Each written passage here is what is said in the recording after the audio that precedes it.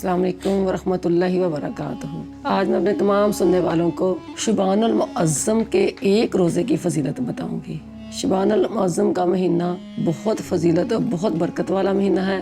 ہمارے پیارے نبی حضرت محمد مصطفیٰ صلی اللہ علیہ وسلم کا مہینہ ہے۔ حضرت عائشہ رضی اللہ تعالیٰ عنہ فرماتی ہیں کہ حضور علیہ الصلوۃ والسلام بہت عبادت گزار تھے۔ اس مہینے میں عبادت کثرت سے اور زیادہ کرتے تھے، بہت زیادہ اہتمام کرتے تھے، نوافل ادا کرتے تھے، قرآن پاک کی تلاوت زیادہ سے زیادہ، وہ اس مہینے کے تمام روزے رکھتے تھے۔ اور آپ کا فرمان عالی شان ہے کہ جو اس مہینے میں ایک روزہ رکھے گا، قیامت کے روز میرے ساتھ ایسے ہوگا جیسے یہ 2 انگلیاں ساتھ ساتھ۔ اور آپ نے فرمایا شعبان المعظم کے مہینے کے جو 3 روزے رکھے گا، رمضان مبارک کے استقبال کے لیے 3 روزے رکھے گا، تو وہ خوبصورت اونٹنی پر بیٹھ کر جنت میں جائے گا۔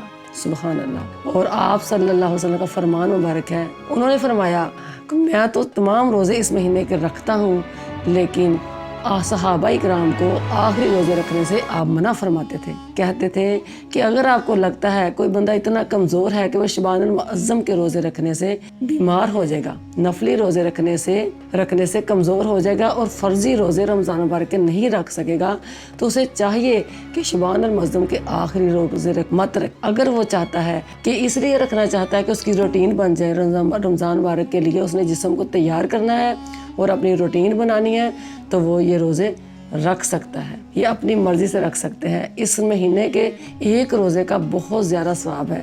اللہ تعالیٰ آپ کو اور مجھے، ہم سب کو شعبان المعظم کے روزے رکھنے کی توفیق عطا فرمائے اور اپنے گناہوں کی معافی مانگنے کی توفیق عطا فرمائے۔ آمین۔